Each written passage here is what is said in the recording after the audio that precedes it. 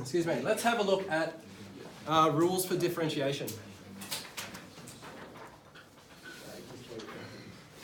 So 17b, and what we're going to do is we're going to cover both 17b and c at the same time, because c is looking at the negative exponents. So still dealing with polynomials, but just where the exponent is a negative number. So it makes sense if we do the notes at the same time, and then and I'll hand back the app task, and that'll be our separation between 17b and 17c with your practice time. So let's get straight into it. Learning intentions: to understand and apply the rule of differentiation for polynomials, and I can differentiate polynomials and evaluate the derivative at a value. So in other words, if we're given a value for the gradient function, so x equals 3, then we can evaluate what the gradient would be at x equals 3. 4 times 3 plus 3. We can evaluate the gradient at any point if we have a gradient function. That's what makes it so useful. So, I knew that wasn't going to be that easy. Okay.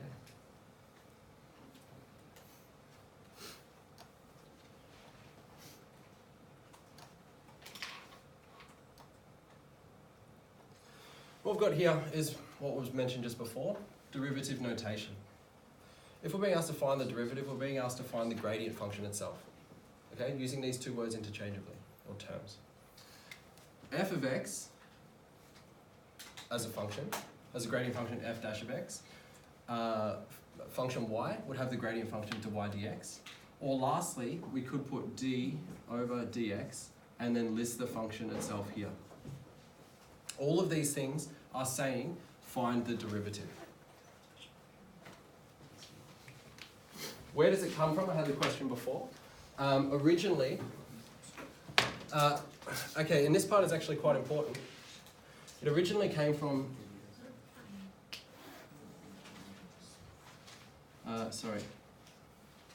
dy over dx. And that was actually delta. Delta representing a very small increment. So what this was saying is, in early calculus, when it was first defined, as a small increment of y over a small increment of x. Well, by definition, that's a gradient. But for that reason, we can't cancel out the d's over there. So a common question is, with dy dx, why can't we cancel out the d's? Because it's not a pronumeral, it's actually part of the term itself. It represents a small increment of something. Is the increment size the same? In theory, approaching 0, yeah. So, differentiation of polynomials. So, Alex came up with an answer just before in one line, because he already knows this part here. So what I want you to do with a highlighter is to highlight this part here. We haven't really made it pop out of the page, that's your job. This is a formula you're going to be using. To derive or differentiate, both words mean the same thing, to derive or differentiate a polynomial function, we can find the gradient function by taking whatever the exponent was, we multiply that at the front, and then reduce the exponent by a value of 1. Really, really simple. So, let's apply that here. I say it's simple, let's actually apply it. Let's apply it to our example just over here. First, why not? So, we bring the value of the exponent down and multiply it by the front. 2 times 2 is 4, and we take the value of this down by 1. 4x to the power of 1. X to the power of 1, so 1 times 3 is 3, and x to the power of 0 is 1. Is that the same? Wow, that's so cool. So we can do it in one step, but we want to be able to differentiate using first principles as well as this, because this formula is derived from first principles. We got to this, and this is really easy for us to use, but it's taken from first principles. And in year 12, when you look at differentiation again, you'll be looking at much harder functions that are still derived from first principles, but they're not as simple as this. So let's look at it using this formula. the gradient function, find the derivative. So find the gradient function. F of x becomes f dash of x. And then we have an exponent of 5. So in the gradient function, the coefficient becomes 5. What's the exponent become? 4. Okay. Take away 3 times 2. 6. Yep. And then the constant term? Plus 2. No, plus. Plus 0. Or in other words, the derivative function of this function is 5x to the power of 4, take away 6x to the power of 2. Constant term, well, it goes down in, stepping down, it, 1, so it's like 2 to the power of 0. yep, essentially. No, 2 to the power of 0 because that would become 1. Yes, because it's 2 times x to the power of 0, almost like Well, think 2 to the about power of 0. differentiating by first principles, it would end up cancelling out. Because it doesn't contribute to the x. So does any constant equal 0? Yep, that's exactly the easiest way to think about it. Any constant is just going to cancel out. Okay, cool. Alright. Find the derivative of this guy. Formula g of x. And then evaluate it where the gradient function has an x value of 1. So, 2 parts to this guy. We've got a g this time instead of x, so let's put g dash of x. Just say the gradient function of formula function g is equal to 3 times 3, 9x squared. We take down the value of 3 by 1 unit, plus 2 times 6, 12x to the power of 1. And then x becomes, 1. it's not a constant, it's still, right, so that's x to the power of 1. 1 to the front, 1. And then x to the power of 0 is 1. So our gradient function is 9x squared plus 12x plus 1. Alright, now part 2 says evaluate this guy where x equals 1. So where g of x is 1. 9 times 1 squared plus 12 times 1 plus 1.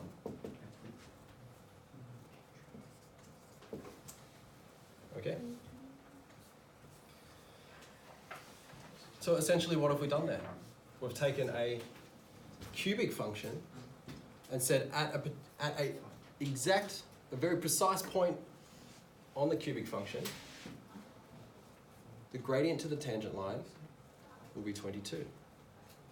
The gradient of the tangent line will be 22. And that is such a powerful technique. But we'll get to that in a minute. I'm going to see how much space I need or if I can...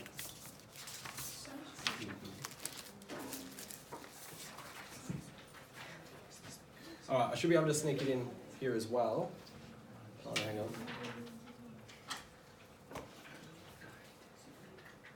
Yep, I should be. I'll just do it in 2 parts. So, for the curve, and then we've got a function here. Find the gradient of the tangent line at the curve, to the curve at point 0, 1 and negative 2. So, if we're trying to find the gradient of the tangent line, we're not trying to find the full, we're not trying to find the gradient and then find the y-intercept of the tangent line, just the gradient of it. So we could find the gradient function first.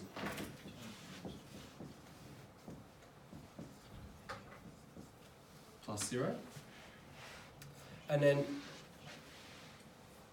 at the point 1, negative 2, we're being asked to evaluate what the gradient will be. So let's say, well, at the point x equals 1, the gradient function will have the value 9 plus negative 12. Or the gradient of the tangent line at x equals 1 will be negative 3. Or sloping downwards. I'll leave that there for a minute, but then I need to scroll down.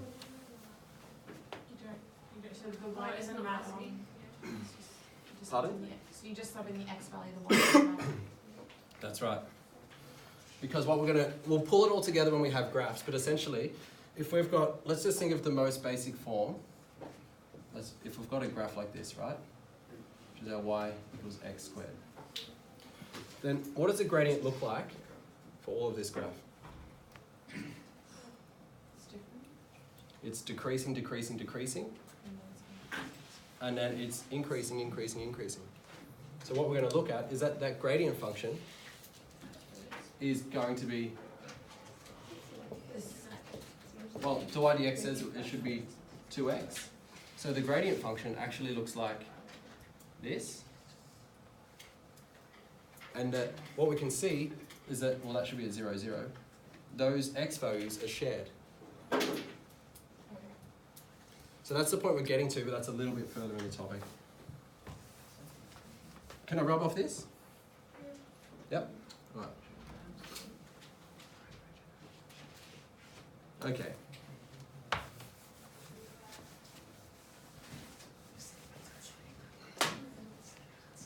For the function y equals t squared, find dy dt.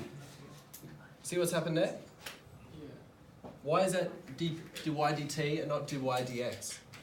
T is the coefficient of the whatever the word for it. Variable. T here is our variable, or y is a function of t. Therefore, we're trying to find a tiny increase in y over a tiny increase in t. So we could say that dy dt is equal to 2t. What about this one? Well, we've got function z instead of function y this time. So find dz dx. Well, 3 times a third, 1. 2 times 1.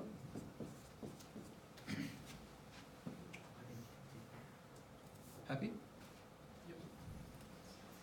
What about this guy here? Could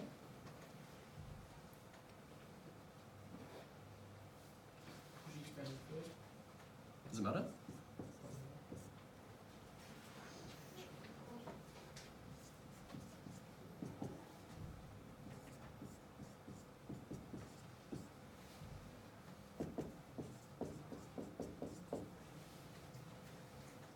And the last of all, find d of dz of, and they've just listed the function here.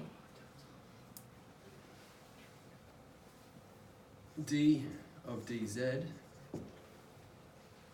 is simply 3 times 6, bring 3 by down by power of 1, subtract 8z. Okay. So with these rapid fire questions, I really just want you to get used to seeing the terminology. dy dt instead of dy dx. dz dx. dy dx again. And then d of dz.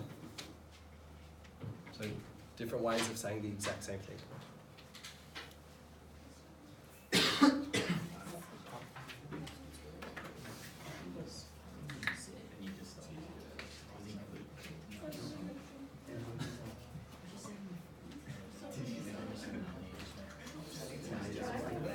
Okay, if everyone's chatting, it means we can move on. Last example for 17b. Find the coordinates of the point at which the gradient of the tangent line to y equals x squared minus 4x plus 2 equals 0. So, what are we actually being asked to find? Coordinates. Yep. We're being asked to find the coordinates. Coordinates of what? Y equaling 0. The y Alright. The gradient of the tangent line. Well, the tangent line is going to be given from, the gradient of the tangent line we can take from the gradient function. But how is this and this and this all fit together? So whenever you find it, you just make it so The it's limit 0. is something to 0. Not limit. No, it's when you find the inverse or whatever it's called, then you make the 0. The derivative. Yeah, Yep. So, what we have is a function y equals x squared minus 4x plus 2. And what we're trying to find is 2 coordinates. Now, Ariel said that we want to use the equals 0, so we want to use essentially the point where dy dx equals 0. Close? You were talking function notation. So, first of all, I've paired that up with up here, just so you can see that's where this piece of this means this. So, we have a polynomial. Let's differentiate it.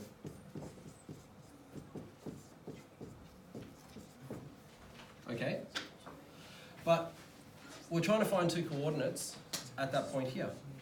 So, let's say that we know that dy dx, we're trying to find the coordinates at this point where it equals 0. So, 0 equals 2x minus 4. X equals 4 over 2.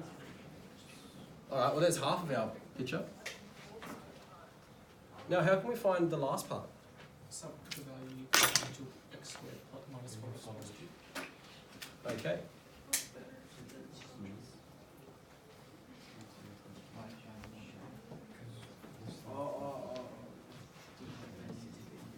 Sub x equals 2 into equation y. 2 squared minus 4, 2 plus 2. 4 minus 8 plus 2. Negative 2. Therefore, the coordinates that we're looking for of a point which has the gradient of the tangent line to this function equals 0 is 2 and negative 2.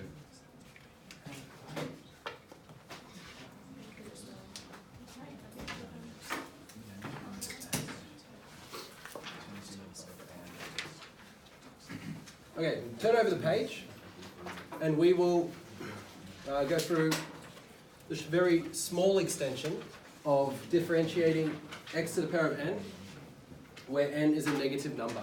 So 17c as well. It makes sense to look at them both at the same time. I'll just give you a moment to get that down. I really do apologise not being able to write it up, but I'll do it as soon as I can get the dongle adapter back. Yeah.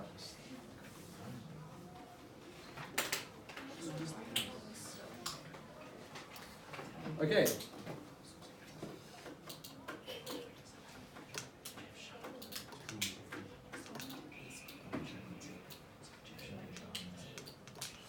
So, same learning intention, but just applied to negative numbers.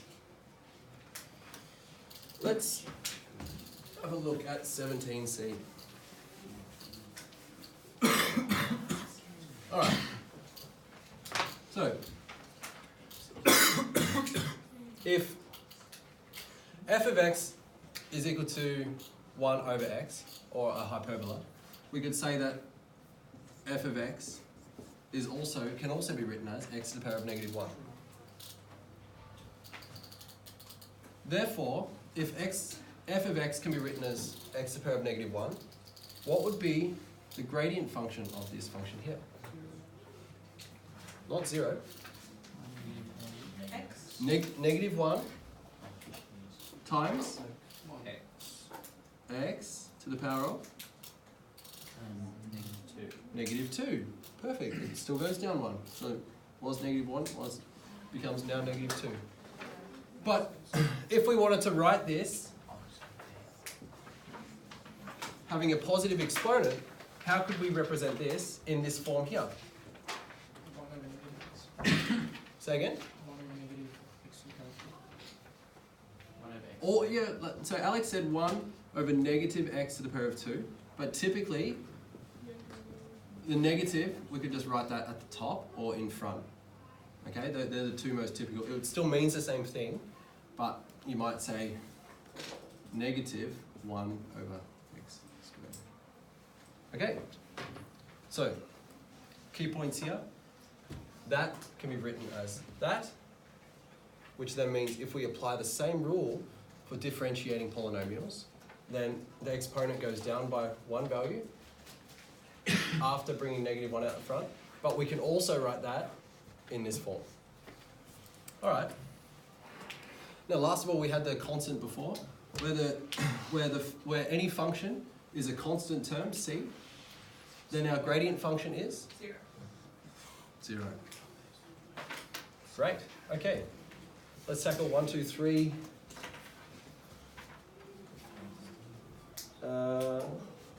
4 examples. There's one slightly below this. Okay. Function f of x, we're being asked to differentiate.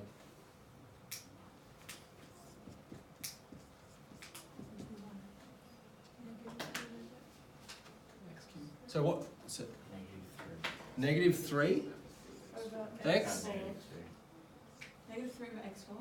Negative 4. negative 4, Oh, yeah. because it goes down by 1. And then the next So formally, if you're being asked to write this explicitly with a positive exponent or positive power, we could say that this is negative 3 over x to the power of 4. If not, leave your answer like that.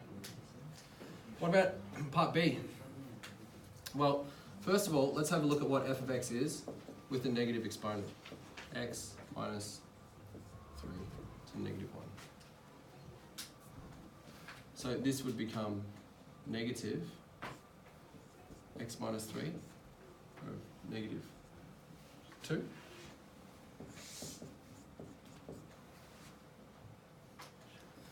Or negative 1 over x minus 3 squared.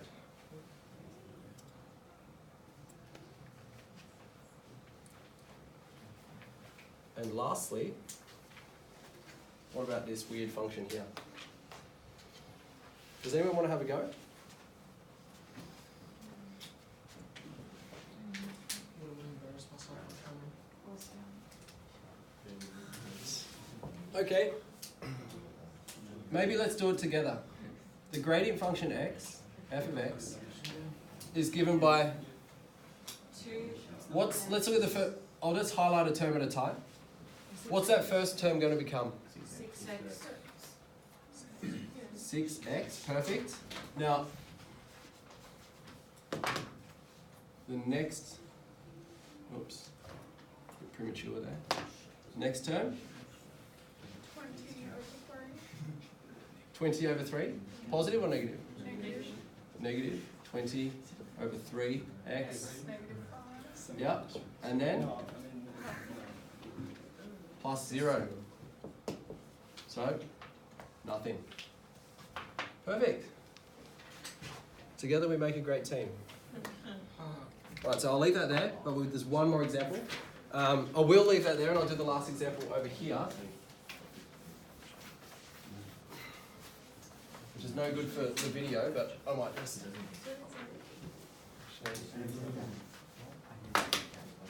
No, actually I will do it here. I don't want to write all that up on the board. Sorry. Has everybody got it down?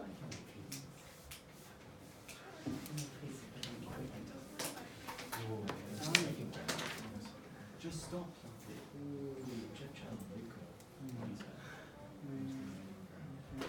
Okay.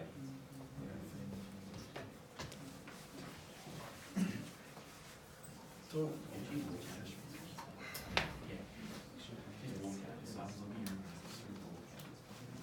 okay, here we go.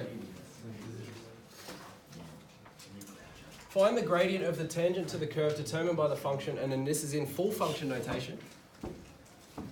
So the function f of x equals x squared plus 1 over x at the point 1, 2. So similar to our last question of 17b. Bringing us to find the gradient of the tangent at this point here. So essentially at x equals 1. We're being asked to evaluate the gradient function. So if f of x is equal to this guy, then that could be also written as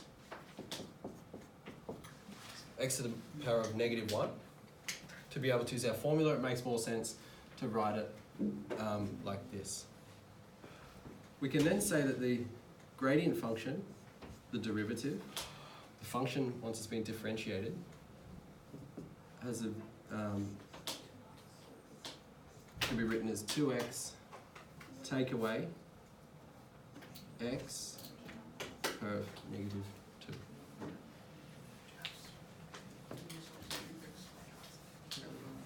So now what we're being asked to do, Alex, was? The substitute. No, no, yeah. Substitute in x equals 1.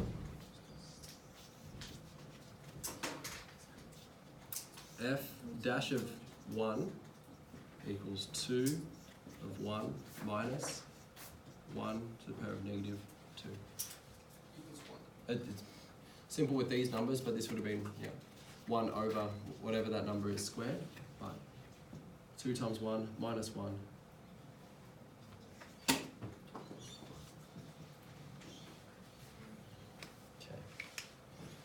So in other words, the value of this at 1 is 1.